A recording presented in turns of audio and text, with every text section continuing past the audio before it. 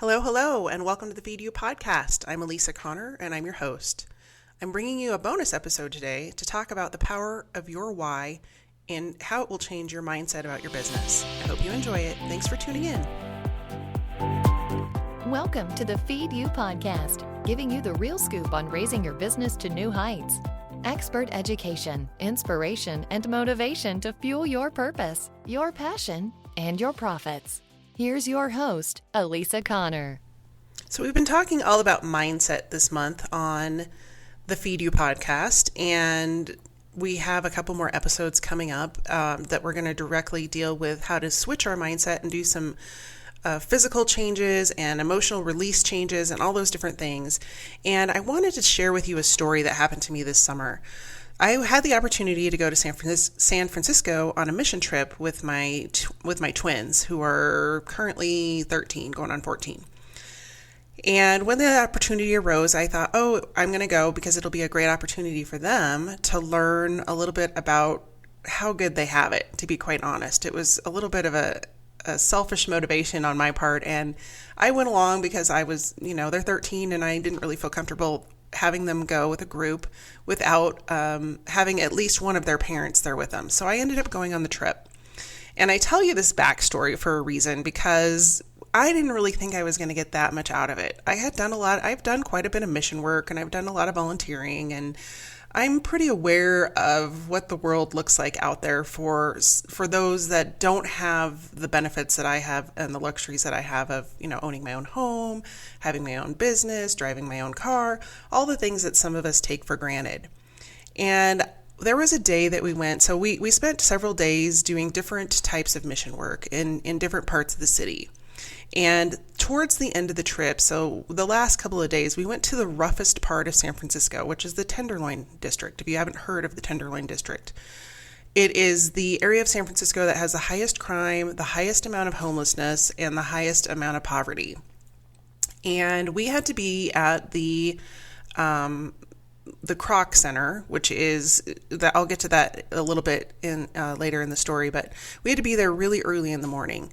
And so we had to leave the place we were staying at 6:30 to get, or 6 a.m. to get on the bus, because we took public transportation, to get downtown by 7 so that we could pack food bags for them to distribute at 8 o'clock, I think, or 8 or 8:30 is when people started to show up to gather their monthly food supplies. And as we were walking to the Kroc Center, we were taking note of the people that were packing up where they had slept the night before. And I had made it an intention the night before that no matter who I ran into or who I encountered on that day, that I was going to look them in the eye and I was going to say good morning, because that was just, I felt in my heart that's what I needed to do. And so as these people were packing up, their home, basically, we're walking through their living room because they're living on the street. I would look at them and I would say, good morning. And I was shocked and amazed and in awe that every single one of them smiled, stopped what they were doing, and said good morning to me. And it was just such an eye-opening moment for me, because I thought, who am I to complain about just the minute things that happen in my life and the little nuances and the things that get you down when you're struggling in business and you're struggling to grow a business and take care of your family. But who am I to complain when there is someone who has far less than I do living on the street that can get up in the morning and give me a smile and say good morning without a second thought, just because they wanted to have an interaction. So I bring this to your attention, this story to your attention, for two reasons. One, because you don't know what those little differences are that you have the power over that can change the life of somebody else. And I think we get really caught up in systems and processes and making things look good and making things look pretty, especially in the world that I'm in, where I'm trying to design and create and do all of these really visual projects. I get really caught up in trying to make everything look perfect, when in reality, if I just show up and give to the people that need to be served by me, I not only feel like I am completing my purpose here on this planet, but I also feel like they're getting from me. Like I'm giving to them, but what they give back to me in gratitude is really the gift. That's more so than monetary payment or kudos or whatever. It's seeing them understand, grasp what I'm sharing with them, and putting it into action so that it makes a difference in their life. So I want to go back and talk to you a little bit about the Kroc Center. So when I heard the story of how the Kroc Centers were set up, and these exist in multiple cities throughout the United States, and they're usually in really poor areas of different cities. So the first one was started in San Diego, and it was started by Joan Kroc. And Joan Kroc is the wife of the founder of McDonald's. And she was raised in a very poor family and had really nothing growing up. She was dirt poor. And so, as she married into the McDonald's family and they started to accumulate their wealth, she said, I want to give back.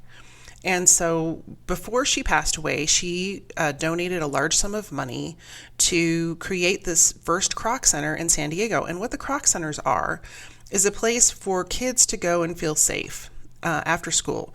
And they had things like, the first one had like a movie theater, and it had a swimming pool, and it had after school programs, and it had basketball courts, and it had all kinds of different activities. And it was such a success that upon her death, she designated in her will that she wanted to give $1.2 billion to the Kroc Foundation to create additional Kroc Centers.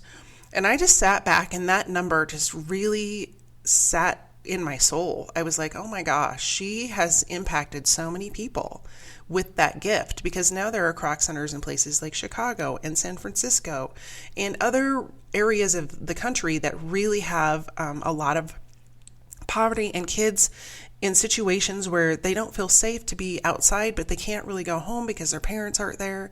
And it's also become a fixture in the community because the community members can also use this facility like a rec center. They can get a membership at a lower cost, and then they can go and do fitness courses. And when we were there was a fitness class going on. There was a day camp going on. And they had Bible study that was going to happen and all these different programs. And I thought to myself, wow, if I could impact the world that way, that's the legacy I want to leave. So I challenge you with this episode to really look at why you're doing your business. And when I gave you the information about the values earlier this month, I talked about Simon Sinek's, coming from the why inside out. So why, how, and what. And it really hit me deep when I thought, we really get into, I want to make money, I want to make money, I want to make money, but that doesn't drive the cash register to ring. What drives the cash register to ring is our soul's deeper purpose calling out to us and saying, what are you going to do if I make that cash register ring?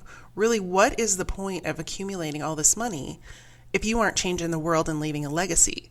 My dad used to have a funny saying when he was alive, and it sticks with me from time to time when I get really caught up in, I got to make money, because we all get in that mindset. We've got college to pay for, and cars to pay for, and insurance to pay for, and a house to pay for. But he used to have this saying, and he would say, I've never seen a hearse with a U-Haul behind it. And the meaning behind that saying, he would tell me, is, you can't take it with you. And we hear that all the time. We hear that saying, you can't take it with you. But the reality is that the only thing you can leave behind is what you've done for other people, is the legacy that you have left through your children and the people that you have helped. And so I challenge you today to look at your business and ask yourself, who are you helping? Are you helping the people you want to help? And if not, what are you going to do about it? And I'm taking this challenge myself because I've been moving kind of like a zombie through my business, to be quite honestly, for the last few years. And that's due to some personal grief issues that I've been handling. But I've just made the decision that I'm not going to do that anymore. And I'm here to help. And that's one of the reasons I started this podcast, was because I really wanted to be able to pour into people with the things that I've learned, that the sun does come up tomorrow, and that there are ways around fixing the hole that you think you've dug yourself into. But you have to do the work. You have to show up, and you have to do the work. So I challenge you today to look at your business, look at where you're going, and ask yourself, Am I going in the direction I want to go? And if not, what am I going to do about it? Thanks so much for tuning in to today's special episode. I hope it was beneficial to you. I really felt that I should share it with you and that it would make an impact, a positive impact in your day. So thanks again for tuning in. I would love it if you would subscribe. You can find the subscribe button next to this episode. Thanks so much and have a great day, and I'll see you next week. Take care. Bye-bye. Thanks for listening to the Feed You Podcast at www.elisaconnor.com/podcast.